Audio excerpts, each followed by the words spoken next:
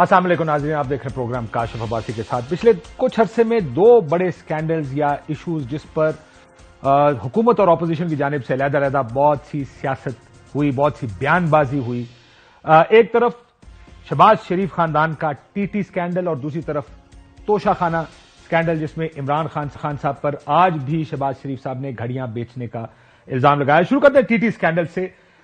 सुलेमान शहबाज पिछले 4 साल मुल्क से बाहर बरतानिया रहने के बाद वतन वापस पहुंचे। इस 4 साल के दौरान उनको मुतअद्दिद बार इस इन्वेस्टिगेशन का हिस्सा बनने का कहा गया, लेकिन उनके पाकिस्तान में ना होने की वजह से न सिर्फ उनको इश्तिहारी डिक्लेयर किया गया बल्कि मफरूर भी डिक्लेयर कर दिया गया। आने से पहले इस्लामाबाद हाईकोर्ट ने उनके हक में ऑर्डर दिया। कल वो कोर्ट में पेश होंगे और देखें क्या होता है। ऐसा लगता है कि जैसे बाकी केसेस शरीफ खानदान के खत्म हो रहे थे, ये केस भी उसी तरफ जाता नजर आ रहा है। टीटी स्कैंडल और फेक अकाउंट स्कैंडल, ये 2 स्कैंडल शुरू हुए जिसकी तहकीकात FIA और NAB ने की। मुख्तलिफ केसेस थे जिनको इन्वेस्टिगेट किया गया। इस टीटी स्कैंडल में 28 अकाउंट ऐसे थे जिसमें पैसे, फेक अकाउंट केस में जिसमें पैसों की ट्रांजैक्शंस हुई। इसमें 17,500 मुख्तलिफ ट्रांजैक्शंस थी, जिसमें 16 अरब रुपए जो रकम थे वो एक अकाउंट से दूसरे और फिर तीसरे में ये गई। इमरान खान साहब ने इसको, या पिछले कुछ अरसे में जो केसेस बंद हुए, इसको NRO 2 कहा। NRO 2 इसलिए कहा कि जब परवेज मुशर्रफ साहब की डील हुई उस वक्त मोहतरमा बेनजीर भुट्टो साहिबा के साथ, उसको NRO कहा गया था, नेशनल रेकन्सिलिएशन ऑर्डिनेंस। यानी उस वक्त जो हालात या मामला तय हुए थे वो इस बुनियाद पर हुए थे कि तमाम केसेस खत्म कर दिए जाएंगे। इसी वजह से उस तनाजुर में, NRO के तनाजुर में, इसको इमरान खान साहब ने NRO 2 कहा। इस केस का आगाज कहां से हुआ? हमारे शहीद दोस्त अरशद शरीफ साहब ने एक ब्रेक की जिसमें उन्होंने हमजा शहबाज और सुलेमान शहबाज के अकाउंट में आए कुछ टीटियां और उनके डॉक्यूमेंट्स टीवी पर दिखाए और इनके बारे में अरशद शरीफ साहब ने क्या कहा, पहले ये सुन लीजिए। हमजा शहबाज के हवाले से $2.5 मिलियन की ट्रांजैक्शंस, जो फॉरेन ट्रांजैक्शंस के जरिए पैसे इन्होंने शो किए कि हमारे अकाउंट्स में आए हैं, उनको ट्रैक किया है। 2 जो डॉक्यूमेंट्स आप स्क्रीन पे इस पर देख रहे हैं हमारे नाज़रीन, इनमें से एक का नाम है महबूब अली और एक का नाम है मंजूर अहमद। $1,65,980 एक ने भेजे और तकरीबन $1,68,000। इंटरेस्टिंग कहानी है सुलेमान शहबाज साहब की। इनकी बहुत सारी टीटीज हमारे पास हैं जो आपको इंशाल्लाह आइंदा आने वाले प्रोग्राम में बताएंगे। सुलेमान शहबाज साहब के हवाले से मैं उनकी वेल्थ स्टेटमेंट से आपको ये डॉक्यूमेंट दिखा रहा हूँ। तकरीबन 11 करोड़ और 47 लाख की फॉरेन रेमिटेंसेज सुलेमान शहबाज ने अपने वेल्थ स्टेटमेंट में भी एक्सेप्ट की हुई हैं। ज़्यादातर जो ट्रांजेक्शन्स हैं और जो इनके ग्रोथ हो रही है असासा जात की, वो टेलीग्राफिक ट्रांसफर्स के जरिए हो रही है। अप्रैल 2019 में अरशद शरीफ साहब ने ये स्टोरी की थी। सुलेमान शहबाज से सवाल पूछा शाहजेब खानजादा साहब ने। एक कासिम कयूम नामी शख्स, बल्कि बहुत से लोगों का नाम लिया अरशद शरीफ साहब ने कि इन लोगों के अकाउंट्स में ये पैसे आए या इन लोगों के अकाउंट से ये पैसे आए। सुलेमान शहबाज साहब ने कहा कि मैं इनमें से किसी को नहीं जानता। मैं किसी कासिम कयूम को नहीं जानता, मैं जिंदगी में कभी उसको नहीं मिला। मैं ऑन रिकॉर्ड हूं, मैं कभी जिंदगी में उसको नहीं मिला। मंजूर अहमद को जानते हैं आप? मैं जिंदगी में नहीं मिला, ना मुझे पता है एक शख्स कौन है। मंजूर अहमद को जानते हैं? मैं किसी XYZ को नहीं जानता। जो गवर्नमेंट के स्पोक्स पर्सन नाम ले रहे हैं, मैं उनको नहीं मिला, ना मैं उनको जानता हूं। ये हुकूमत का दावा है और मैं इसको डिनाई करता हूं। उन्होंने हुकूमती दावा कह के इसको रद्द कर दिया। अरशद शरीफ साहब ने फिर 99 लाख का एक चेक दिखाया जिसके नीचे शनाख्ती कार्ड मंजूर अहमद का लगा था, जिसके बारे में अभी सुलेमान शहबाज उस वक्त इंटरव्यू में कहा कि मैं उनको नहीं जानता, ये उनके अकाउंट का चेक था जो उन्होंने कैश कराया। क्या कहा, क्या जरा ये अरशद शरीफ साहब का ये प्रोग्राम भी देखिए। आपको नाज़रीन ये चेक दिखाते हैं जो कि सुलेमान शहबाज का है। तारीख इसकी है 2 मई 2009 और अमाउंट इसमें लिखी हुई है तकरीबन 99 लाख रुपए। और ये चेक कौन दे रहा है आप बड़े वाज़ेह तरीके से देख रहे हैं, सुलेमान शहबाज साहब। मैं आपको इस सफ़े का पूरा अक्स दिखाता हूँ कि जब बैंक के पास ये 99 लाख का चेक गया सुलेमान शहबाज का सेल्फ का, तो इसके नीचे एक शनाख्ती कार्ड भी लगा हुआ है। ID कार्ड इस चेक के साथ बाकायदा तौर पर लगा हुआ है। और जब आप इस पर नाम देखते हैं तो नाम क्या है? नाम है मंजूर अहमद। जी हाँ, वही मंजूर अहमद जो सुलेमान शहबाज को टीटी के जरिए बहुत से पैसे भेजता है, और वही मंजूर अहमद 99 लाख। और ये जैसे आपने सुना, मंजूर अहमद उस पापड़ वाला, انہوں نے کہا کہ میں کسی کو نہیں جانتا. ارشد صاحب نے وہ چیکس دکھائے جس کے نیچے یہ شناختی کارڈ لگا ہے. اس ساری تفتیش کے دو بہت اہم دوسرے کردار تھے. ڈاکٹر رضوان جو ایف آئی اے کے انویسٹیگیٹر تھے, اور مقصود چپڑاسی کے نام سے ان کا نام مشہور ہوا, جو دبئی چلے گئے تھے. اس ٹی ٹی کے حوالے سے دو اہم انٹرویوز بھی کیے گئے اس ٹی ٹی اسکینڈل کے حوالے سے. 2 مرتبہ, ایک دفعہ سلمان شہباز, ایک دفعہ حمزہ شہباز شریف جیو کے پروگرامز میں ٹی وی پر گئے. سے جب سلیمان شہباز صاحب سے یہ پوچھا گیا کہ انویسٹرز کون ہیں, وہ کون لوگ ہیں جو یہ پیسے پاکستان بھیج رہے ہیں, کیا کہا سلیمان شہباز نے, ذرا سنیے. $26 ملین کی 200+ ٹرانزیکشنز ہیں جو آپ کے اکاؤنٹ میں ہوئی ہیں. یہ کہاں سے باہر سے پیسہ آیا, جبکہ آپ تو ہمیشہ کہتے تھے آپ کا باہر کوئی بزنس نہیں ہے, شہباز شریف فیملی کا سب کچھ یہیں ہے. کیا منی لانڈرنگ یہ ہے کہ بینکنگ چینل سے پاکستان کی دھرتی کے اندر پیسہ آتا ہے اور پاکستان کی سوائل پہ انویسٹ ہوتا ہے, اس سے جابز کریٹ ہوتی ہیں, انڈسٹری کے لیے اندر جاتا ہے وہ پیسہ کہیں ریئل اسٹیٹ میں بھی نہیں جاتا. جواب نہیں دیا کہ کون لوگ ہیں جو پیسے بھیج رہے ہیں. بنیادی طور پر شریف خاندان کو اس چیز کا جواب دینا چاہیے کہ کون انویسٹرز ہیں جو ملینز آف ڈالرز ان کے اکاؤنٹس میں بھیج رہے ہیں. اس پر بعد میں آئیں گے. حمزہ شہباز ایک دفعہ شہزاد اقبال صاحب کے پروگرام میں گئے, کیا ہوا ذرا سنیے. اس میں بھی ایک پائی کی کوشچن ثابت نہیں ہو سکی. It's a business transaction. جب آپ کہتے ہیں بزنس ٹرانزیکشن تھی مقصود چپڑاسی کے اکاؤنٹ میں, اس سے کیا مراد ہے؟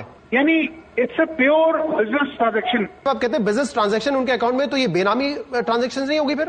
نہیں, انشاءاللہ شہزاد بھائی اس پہ کبھی آپ کے ساتھ پروگرام کریں گے اور آپ کو ساری حقائق بتائیں گے. اور پھر وہ پروگرام کبھی نہیں ہوا. وہ نہ ٹی وی پر آئے, نہ انہوں نے بیٹھ کر کسی کو حقائق بتائے کہ آخر اس میں ہوا کیا. جس دن شہباز شریف صاحب وزیر اعظم بنے, اس دن حمزہ شہباز اور شہباز شریف صاحب پر فرد جرم عائد ہونی تھی. ایک بڑی دلچسپ ٹرن آف ایونٹس ہوئی. ڈاکٹر رضوان جو اب انتقال کر چکے ہیں وہ چھٹی پر چلے گئے, انویسٹیگیٹر تبدیل ہو گئے, پروسیکیوٹرز تبدیل ہو گئے, اور آپ نے دیکھا کہ پھر اس کیس کا کیا بنا. یہ کیس ختم ہو گیا. اس ملک میں, اور یہ اس کی کیونکہ سلمان شہباز صاحب پاکستان واپس آ گئے ہیں, سوال ظاہر ایک تنقید ہوئی کہ اس حکومت کو لینے کا مقصد مسلم لیگ نون کا یہ تھا کہ ان کے کیسز ختم ہو, جس کی وجہ سے اس کو NRO2 عمران خان صاحب بار بار کہتے ہیں. پاکستان میں تفتیش کی احتساب کی بڑی چیکرڈ ہسٹری ہے, بڑی ایک ایسی تاریخ ہے جس کو بہتر کرنے کی ضرورت ہے. اگر الزام لگے تو الزامات کے جواب دینے چاہیے, نہ کہ اس کے اوپر ایک پارٹی یا ایک سائڈ الزامات اور بیانات کی صورت میں اس کے اوپر لگے رہے ہیں, اور دوسری سائڈ کہے کہ ہمارے ساتھ یہ سیاسی انتقام یا پولیٹیکل وکٹمائزیشن ہو رہی ہے. اس لیے چند اہم سوالات ہیں جن کا جواب اب بھی شریف خاندان کو دینا چاہیے. جو سیاستدان ہوتا ہے اس کا پہلا جو مخاطب ہوتا ہے وہ اس کے عوام ہوتے ہیں, جو لوگ ان کو ووٹ دے کر آتے ہیں. بنیادی سوالوں کے جواب ان لوگوں کو دینے چاہیے کہ یہ 16 ارب روپے کس کے تھے. یہ وہ چند سوال ہیں جن کا جواب شریف خاندان کو دینا چاہیے کہ کون لوگ ہیں جن کے یہ 16 ارب روپے تھے. 5 لوگ ایسے ہیں جن کے نام سے پیسے ان اکاؤنٹس میں آئے. محبوب علی, منظور احمد, مشتاق چینی, عزیز ہارون یوسف, محمد رفیق. یہ لوگ کون ہیں؟ یہ کبھی پاکستان سے باہر نہیں گئے, تو انہوں نے باہر سے پیسے پاکستان کیسے بھیجے؟ ٹی ٹی بھیجنے والے انویسٹرز کون ہیں؟ جن اکاؤنٹس میں یہ پیسے آئے ان اکاؤنٹس کو چلاتا کون تھا؟ جو انٹرویوز جس میں 2 ارشد شریف صاحب نے کیے انہی لوگوں کے, ان انٹرویوز میں کتنی صداقت ہے؟ ارشد شریف صاحب نے 2 انٹرویوز بھی کیے تھے ان لوگوں کے, کتنی صداقت ہے یہ جب تک کلیئر نہیں کریں گے, کیونکہ ایک بزنس مین اگر باہر سے ٹیٹیاں منگوائے زیادہ اس کے اوپر ٹیکس ایویژن کا کیس ہے, لیکن اگر ایک سیاستدان ایسے کرتا ہے تو اس کے اوپر صرف ٹیکس ایویژن کا کیس نہیں ہے, دس از ان ایکسپلینڈ منی. یعنی یہ پیسہ ہنڈی کے ذریعے اگر پاکستان سے باہر گیا ہو اگر مفروضے کے طور پر, تو اس لیے جب آپ پر کوئی الزام لگے اس کے جواب دینا بھی سیاستدان کی نہ صرف ذمہ داری ہے اپنے ووٹر کے لیے, بلکہ کورٹس کے سامنے بھی ان کو جواب دینا چاہیے. لیکن اب یہ کیسز بند ہونے شروع ہو گئے. آئی ہوپ کہ شریف خاندان کی طرف سے ان کے جواب ٹی ٹی اسکینڈل میں آئیں گے. دوسرا کیس ہے توشہ خانہ کا, جو آج کل بہت خبروں میں آپ کو نظر آ رہا ہے. آج بھی شاید 15 تاریخ رکھی گئی ہے, 2 بجے اس کا فیصلہ سنایا جائے گا کہ مینٹینیبل ہے کیس یا نہیں. عمران خان صاحب کو نائل بھی کیا گیا. توشہ خانہ کیس میں شروعات کیسے ہوئی؟ شہباز شریف صاحب وزیر اعظم بنے, ایک افطار ہوا جس میں صحافیوں کو پہلی مرتبہ کچھ گفٹس کے بارے میں بتایا گیا کہ توشہ خانہ سے کچھ گفٹس مسنگ ہیں۔ 4 اگست کو 5 پی ڈی ایم کے ایم این ایز نے اسپیکر قومی اسمبلی کو خط لکھا اور ریفرنس اسپیکر کی جانب سے الیکشن کمیشن بھیجنے کی استدعا کی۔ یہ ریفرنس اسپیکر صاحب کی جانب سے الیکشن کمیشن آف پاکستان کو بھیج دیا گیا، جو 22 تاریخ کو لگا دیا گیا ہیئرنگ کے لیے۔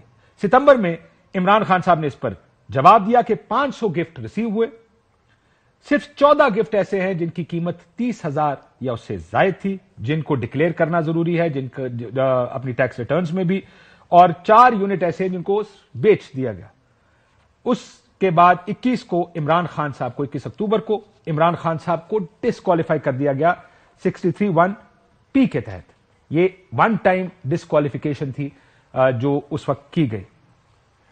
ڈسیجن جو عمران خان صاحب کے خلاف آیا اس میں اس کو کرپٹ پریکٹسز کہا گیا کہ عمران خان صاحب کے بہت سی ایسی چیزیں ہیں جو ڈکلیئرڈ نہیں ہیں، ان کے گوشواروں میں ڈکلیئرڈ نہیں ہیں۔ چیلنج کر دیا گیا یہ فیصلہ اسلام آباد ہائی کورٹ میں۔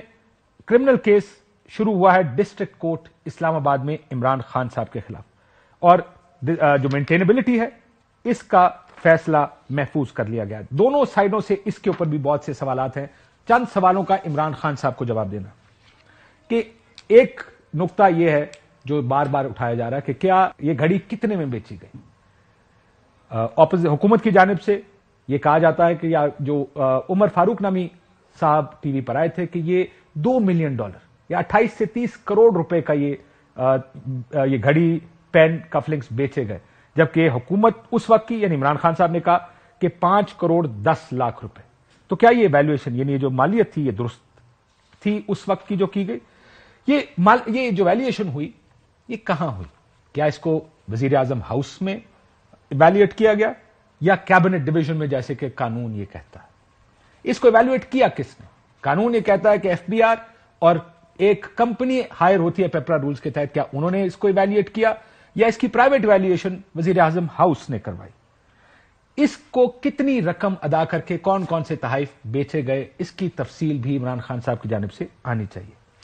ایک سوال جو بار بار دکھائی دے رہا ہے کہ اس کی رقم کیا تحائف بیچنے سے پہلے ادا کی گئی یا تحائف بیچنے کے بعد ادا کی گئی؟ مشتاق نامی شخص جس کے بارے میں کہا جاتا ہے تحریک انصاف کی جانب سے کہ اس نے یہ گھڑی اور یہ سارے سیٹس خریدے، تو سوال کیا واقعی انہوں نے اس کی تردید کر دی ہے کہ گھڑی کیا واقعی مشتاق نامی شخص کو بیچی گئی، اور اگر ہاں تو اس کا ثبوت کیا ہے؟ کیونکہ ایک رسید ضرور موجود ہے اور اس رسید کو ڈینائی کر دیا ہے اس دکان کے اس وقت کے مالک نے۔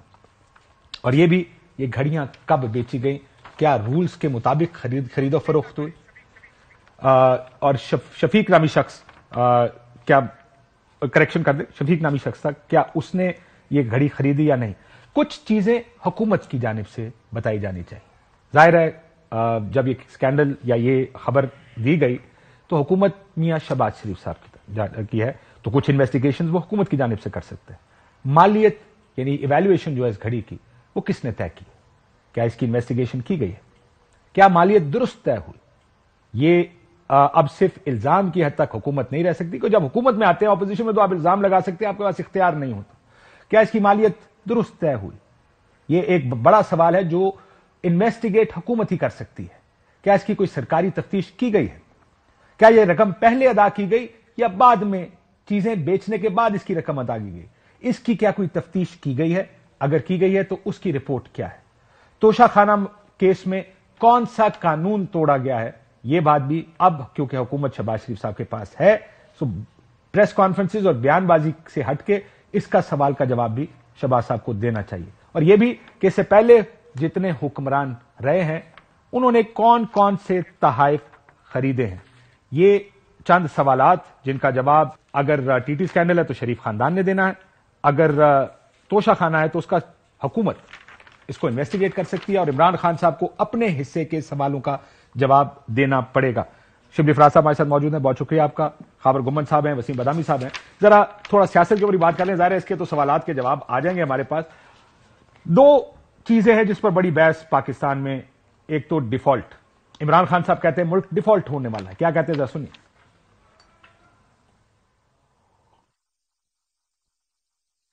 جس تباہی کی طرف ہمارا ملک جا رہا ہے، ہمارا ملک اپنے بیرون ملک قرضوں کی قسطیں ادا کرنے کے اوپر ڈیفالٹ کرنے جا رہا ہے، اور ڈیفالٹ کا مطلب یہ ہے کہ سارا جو باہر سے پاکستان میں فنڈنگ آتی ہے وہ سب رک جائے گی۔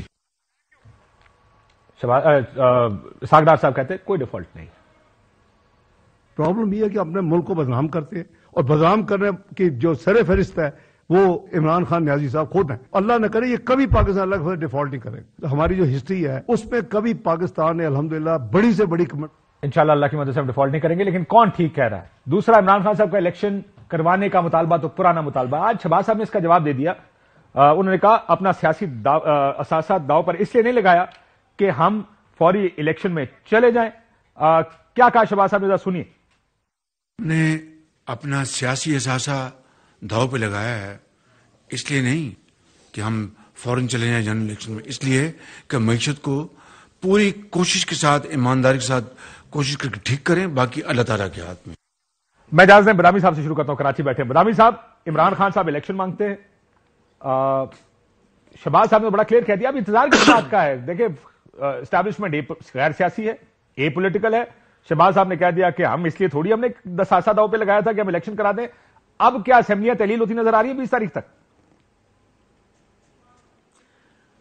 بسم اللہ الرحمن الرحیم۔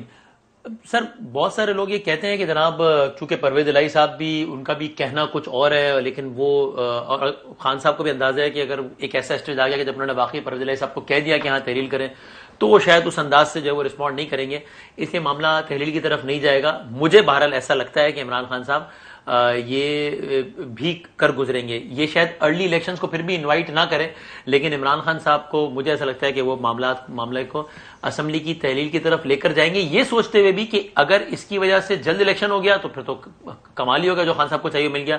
اگر ایسا نہیں بھی ہوتا ہے تو پھر عام انتخابات تک ایسا ایک ٹیمپو اور ایسی فضا بنی رہے گی جو کہ جنرل الیکشن میں بھی خان صاحب کو ہیلپ ہی کرے گی۔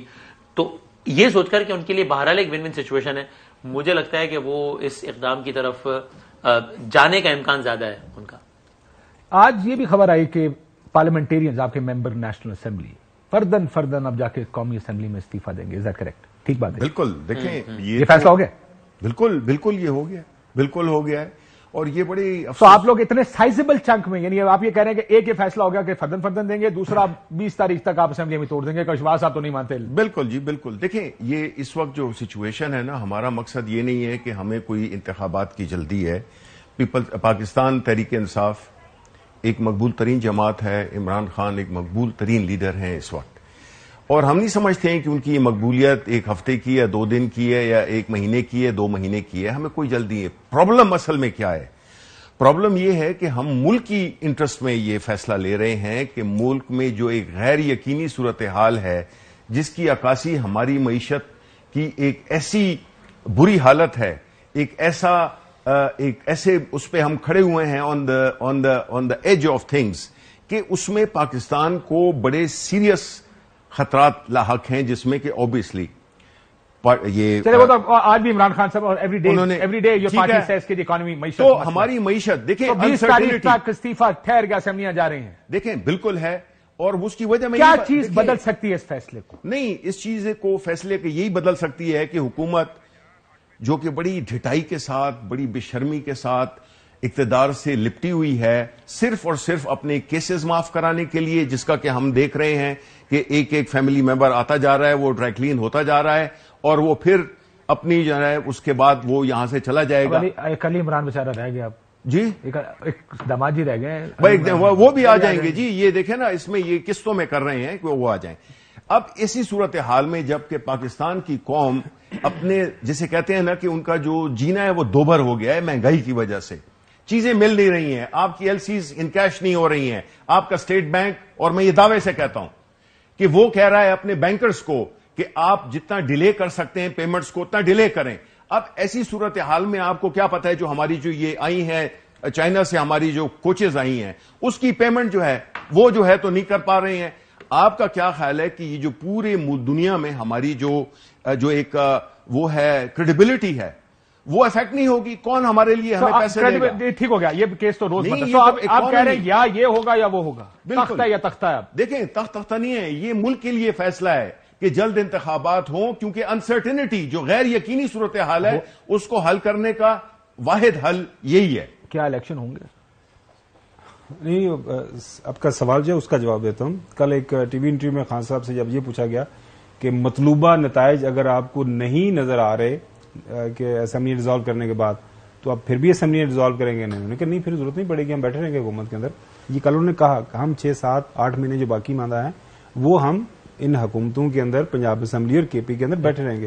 وہ شارٹ ہم نے اپنے پروگرام میں چلایا. نکالیں ذرا وہ شارٹ، میں دیکھ نہیں سکا کل عمران خان صاحب کا انٹرویو. اچھا پلیز. یہ ایک اور یو ٹرن ہے، اس کا مطلب اسمبلیوں سے استعفا کو دائمی کوئی ایسی ڈیفینیٹو بات نہیں ہے. میں آپ کو بتاؤں، دیکھیں نا، میں آپ کو بتاتا ہوں کانٹیکسٹ صاحب نے چلایا، کانٹیکسٹ بھی بتائیں گے. کانٹیکسٹ یہ ہے کہ خان صاحب نے جب کے پی اور پنجاب اسمبلی کے ڈیزالو کرنے کی بات کی تھی نا، وہ ایک ہوتا ہے کہ آپ نے ایک نیگوسیشنز یا ٹاکس کرنے کا ایک انڈیکیشن دی کہ یا لیٹس ٹاک. میں بالکل ولنگ ہوں، یہ میں آپ کو اوپن آفر دے رہا ہوں، ٹیبل کے اوپر سارے کا یہ آپشن رکھ رہا ہوں، آئیں بات کریں اور آگے الیکشن کی طرف جائیں. اب یہ جو بات کی جا رہی ہے کہ عمران خان اسمبلییں پنجاب اور کے پی کی توڑ کے کیا انفورس کر پائے گا الیکشن، میں نہیں سمجھتا کہ اس طرح ممکن ہو پائے گا. اوکے، پہلے کر کے چلیں. آپ یہ کہہ رہے ہیں کہ یہ ممکن ہے، عمران خان صاحب کہہ چکے کہ اگر وہ نہیں مانتے تو پھر اسمبلی نہ ٹوٹے. اسمبلیاں نہ ٹوٹیں. عمران صاحب کہہ رہے ہیں کہ اگر یہ ابھی میں پھر ایک بریک لینے دیں، اس کے بعد میں وہ چلا لیتا ہوں، اس کے بعد ایک اور کانٹیکسٹ میں بات کر لیتے ہیں کہ کیا ہوگا. یعنی اگر کوئی پولیٹیکل لاس تو پھر بہت بڑا ہے کہ آپ ایک اور بات کہہ کے اس سے مکر گئے. ایک بریک کے بعد اس کے اوپر مزید بات کرتے ہیں. بریک لیتے ہیں، بریک کے بعد واپس.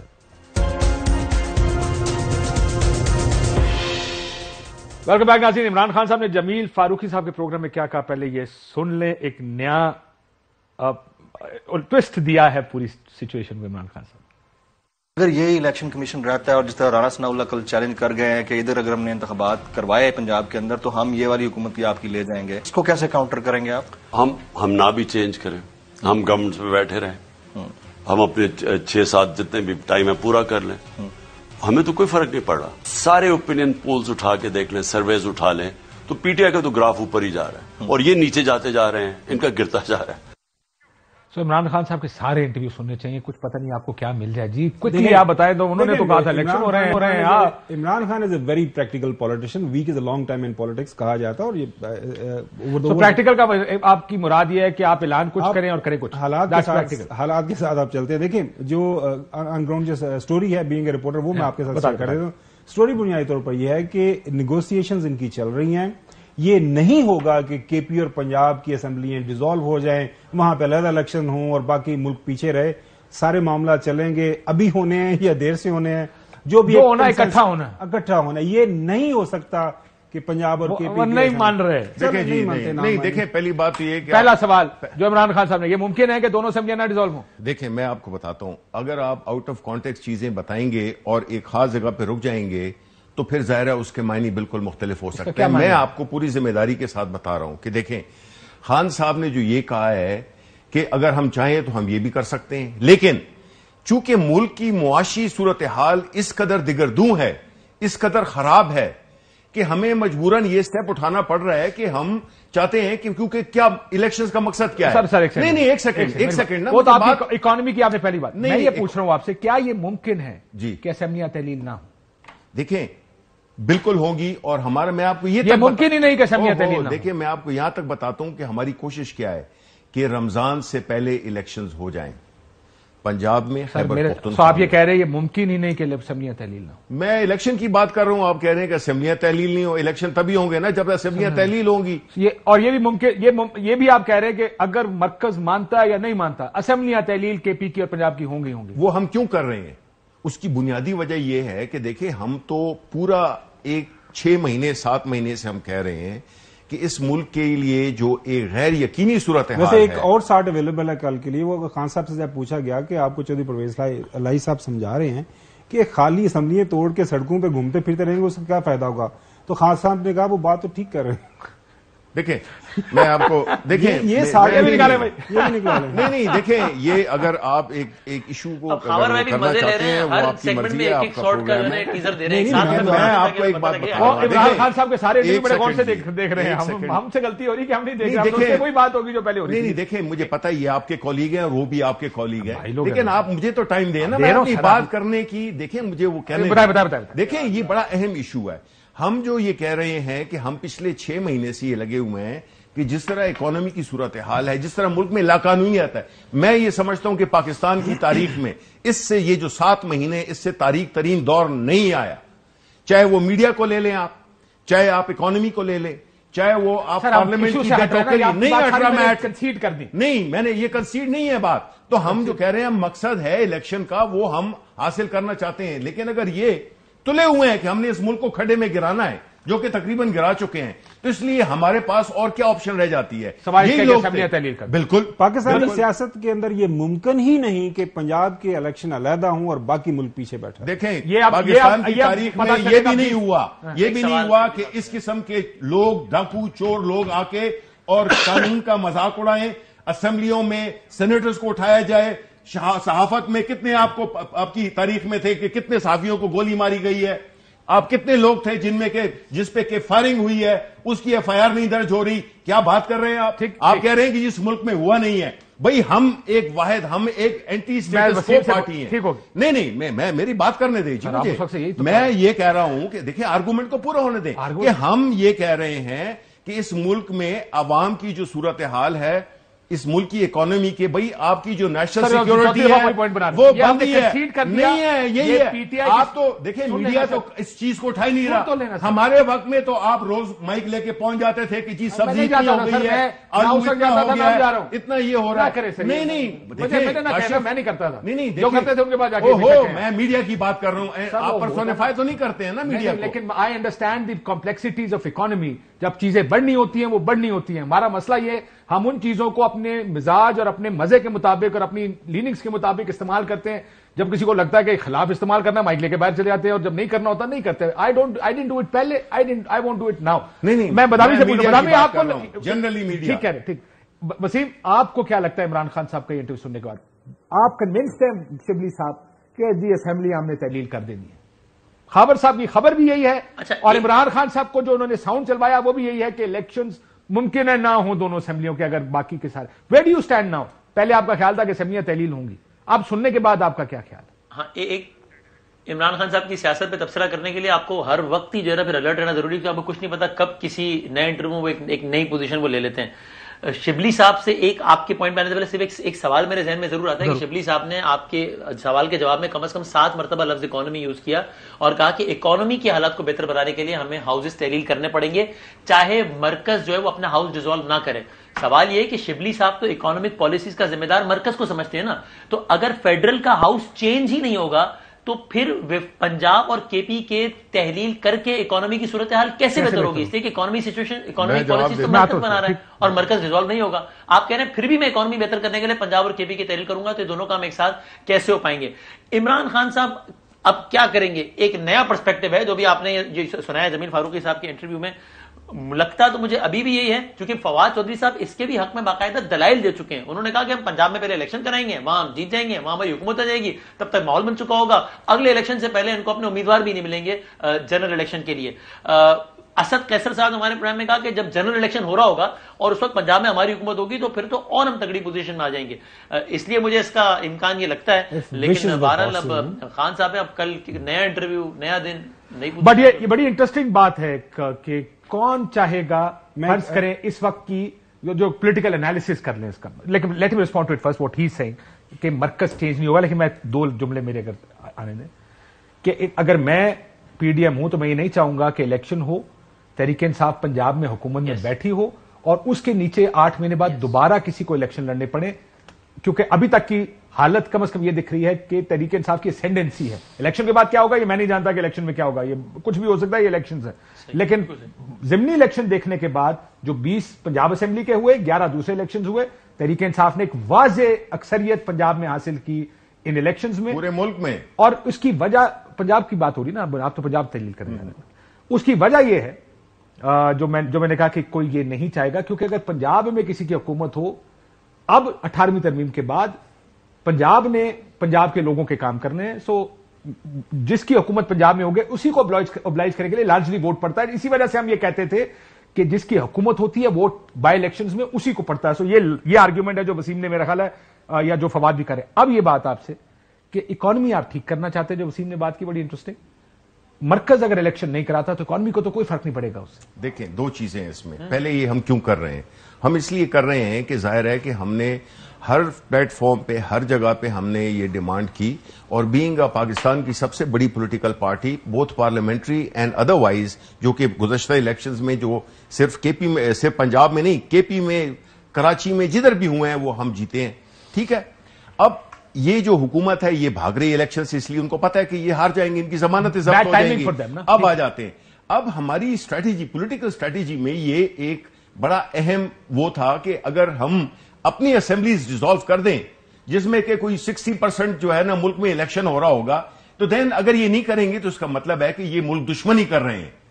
اور یہ ایک ہمارا سمجھ لوں آپ یہ کہہ رہے ہیں ڈیموکریٹک معاشی صورتحال کیسے بہتر ہوگی؟ یہ نہیں, ایک سیکنڈ میں بتاتا ہوں. دیکھیں مجھے اتنا ضرور پتا ہے کہ آپ کوئی معاشی ایکسپرٹ نہیں ہے, لیکن میں آپ کو ایز این ایکسپرٹ کے طور پہ نہیں پوچھا. میں آپ کو نہیں, میں 8 مرتبہ کہا ایک سیکنڈ بتائیے, ایک سیکنڈ نہیں کرے گی ہاؤس تو کیسے معاشی صورتحال بہتر ہوگی؟ یہ سوال میں بتاتا ہوں اگر آپ مجھے ٹائم دیں بولنے کے لیے. وہ نقطہ کچھ اور میں یہی کہہ رہا ہوں کہ دیکھیں اصل چیز کیا ہوتی ہے اکانومی کو ٹھیک کرنے کے لیے, وہ ہوتی ہے انسرٹینٹی کو ریموو کرنے. اور میں یہ پورے وثوق کے ساتھ, being an x investment banker جس نے ملک کے باہر کام کیا ہے, پاکستان میں نہیں, میں کسی بھی مارکیٹ کے لیے, مارکیٹ میں انسرٹینٹی اگر ایک اتنی بھی ہونا, مارکیٹس کین کریش. اب ہمیں یہ کرنا ہے, ہم فورس کر رہے ہیں. ہمارے لیے اویلیبل کیا ہے؟ ہمارے لاکھوں کے جلسے ہوتے ہیں. ایک یہ ہے کہ ہم لشکر کشی کریں. ابھی بھی آپ سوال اس کا یہ ہے کہ اگر آپ 2 اسمبلی تو ہماری نہیں, we will be able to manage. Scenario build کیا ہے, سیناریو بلڈ کیا, میں بتاتا ہوں ٹھنڈے ہو جائے. نہیں, میں آپ کو بتاتا ہوں. دیکھیں میں آپ کو بتاؤں نا, یہ 3 وہ میں یہ کہہ رہا ہوں, ہو گیا پھر سے. دیکھو میں یہ کہہ رہا ہوں, میری بات سنیں, شکر ہے 3 اسٹوجز نے کہہ دیا. دیکھیں میری بات سنیں. Well thank you for seeing it in my place. دیکھیں اس وقت ہماری پنجاب میں حکومت ہے بھی اور نہیں بھی ہے. چیف منسٹر ہماری پارٹی, اور سنیں تو صحیح نا کہ یہ کیا بات ہوئی, یہ وہی بات ہے اگر آپ پورا سنیں گے تو. آئی مین آپ نہیں بنے نا. اچھا میں صرف ایک سیکنڈ جی, ایک سیکنڈ. آپ پروگرامز کرتے رہتے ہیں, you have ample opportunity to express yourself. Ample بالکل. دیکھیں ہماری حکومت پنجاب کو ہم اس طرح سے نہیں چلا سکتے جو کہ پی ٹی آئی چلائے گی, صاف بات ہے. اس وقت جو ہمارے گارڈلر صاحب کہتے ہیں ہماری حکومت آنی چاہیے, اگر نہیں بھی مانتے آئے گی, آئے گی. دیکھیں کانسٹیٹیوشنل اسکیم آف تھنگس کے اسی کے تحت آپ نے چلنا ہے نا. آج اسمبلی ڈیزالو کرتے ہیں آپ پنجاب کی, آپ پی ڈی ایم حکومت آپ کے ساتھ بیٹھ نہیں رہی, اس کے بعد وہاں پہ جو کیئر ٹیکر چیف منسٹر بیٹھے گا اس کو اپوائنٹ کرے گا election commission of Pakistan, right. وہ الیکشن کمیشن جو چیف منسٹر اپوائنٹ ہوگا وہ کورٹ میں جائے گا with the help of election commission. Sir ابھی 4-6 مہینے کے بعد دوسرے الیکشن آنے, یہ معاملات ہے, یہ ہے, ممکن نہیں ہے. اگر خان صاحب کو اور پی ٹی آئی کو 1% بھی انشور ہو جائے کہ کے پی اور پنجاب اسمبلیز کے ڈیزولوشن کے بعد ان دونوں اسمبلیوں میں علیحدہ سلیکشن ہو جائیں گے, وہ 1 منٹ بھی نہ لگے. لیکن آپ کا کیا خیال ہے؟ وہ نہیں کریں گے. دے ول ویٹ, آلریڈی ان کی بات چیت چل رہی ہے, یہ ہو ہی نہیں سکتا. کمال کرتے ہیں آپ یہ کہہ رہے ہیں مجھے کہ Pakistan Muslim League Noon would allow P T I to sweep Punjab. ٹھیک ہے, یعنی وہ الیکشن کرنے نہیں دیں گے آپ؟ سر نہیں کرنے دیں گے. What an argument, what a preposterous argument. مجھے آپ یہ بتائیں کہ یہ اس چیز کو جسٹیفائی کر رہے ہیں کہ جسٹ بیکاز دوسری پارٹی ہارے گی آپ جیسے پاکستان کی میچ. اور نہیں بھائی ایسی بات نہیں ہے. دیکھیں میں پارٹی کا ہوں نا, میں پارٹی کے ویو کو میں بیان کر رہا ہوں. میں یہ کر رہا ہوں, یہ جو میری بات سنیں کاشف, یہ جو 36 الیکشن ہوئے ہیں اس میں الیکشن کمیشن کوئی ہمارا تھا؟ یہ ساری فیڈرل گورنمنٹ تھی نا, انہوں نے تو الیکشن کروائے, ہم نہیں جیتے وہ الیکشن. ٹھیک ہو گیا. تو آپ یہ کہہ رہے ہیں کہ ہم اس سے بھی جیت گئے تھے, ہم اب بھی جیتے. اب آپ دیکھیں یہ ایک ویو یہ ہے کہ ہم جیت جائیں گے, پھر بھی ہم پہلے بھی جیتے, ہم دوبارہ جیت جائیں گے. گھومن صاحب یہ کہہ رہے ہیں کہ جناب یہ کچھ قدمیں ایسی ہیں جس کی وجہ سے تحریک انصاف سوچ رہی ہے. انالیسز نہ ہو. وسیم, دونوں میں سے آپ کس طرف لین کر رہے ہیں؟ ایک تو ہے کہ آنیسٹلی وہ سوال اپنی جگہ کھڑا ہے, اور باقی میں کیوریس ہوں جاننے کے لیے کہ جب وہ کہہ رہے ہیں کہ معاشی صورتحال بہتر بنانے کے لیے کریں گے, اور معاشی صورتحال کی ذمہ دار حکومت ہے جو کہ معاشی پالیسیز بنا رہی ہے, اور وہ حکومت ہاؤس ریزالو نہیں کرے گی, تو پھر وہ کیسے بہتر ہے, کیسے سیاسی اسٹیبلٹی کیسے آئے گی 2 صوبوں کے اندر؟ نمبر 1. نمبر 2, ہاں جو بات کہہ رہے ہیں, سوری بتائیں, نمبر 2 یہ کہ بھائی میں تو I want to believe Shibli Faraz صاحب جو کہ کہہ رہے ہیں اور بابا سے بلند کہہ رہے ہیں, حالانکہ آواز تو ایسے بھی آ رہی ہے آپ کو, کہ بھائی میں پارٹی کا ترجمان ہوں اور میں کہہ رہا ہوں کہ ہم جائیں گے الیکشن پہ, تو آئی ایم شیور کہ وہ جائیں گے الیکشن پہ. بی 20 दिसंबर अभी थोड़े दिन रह गए, नहीं जाएंगे तो हम यही क्लिप चला के बोलेंगे कि शिबली साहब आप तो हम पे नाराज हो रहे थे कि भाई जब मैं कह रहा हूं कि इलेक्शन पे जाएंगे तो आप तीनों को क्या मुझे पड़ी हुई है। Want to believe Shibli Faraz साहब बिल्कुल ऐसा ही होगा, जाएंगे इलेक्शन पे। आप दोनों खावर साहब खासतौर पर गलत साबित होने वाले अगले कुछ दिनों में। क्विकली 30 सेकंड्स में जवाब दूं, मैं ब्रेक पे जाऊं। देखिए पॉलिटिकल स्टेबिलिटी मुल्क के अंदर कैसे आएगी कि दो बड़े सूबे 66% पंजाब पाकिस्तान के अंदर इलेक्शन हो रहे हैं, इलेक्शन का माहौल है, वफाकी हुकूमत आराम से बैठी हुई है और असेम की हुकूमत आराम से बैठी हुई है। इंस्टेबल है ना, फिर भी इंस्टेबल आज से you good on the drain. Break Nazim break लेते, ब्रेक।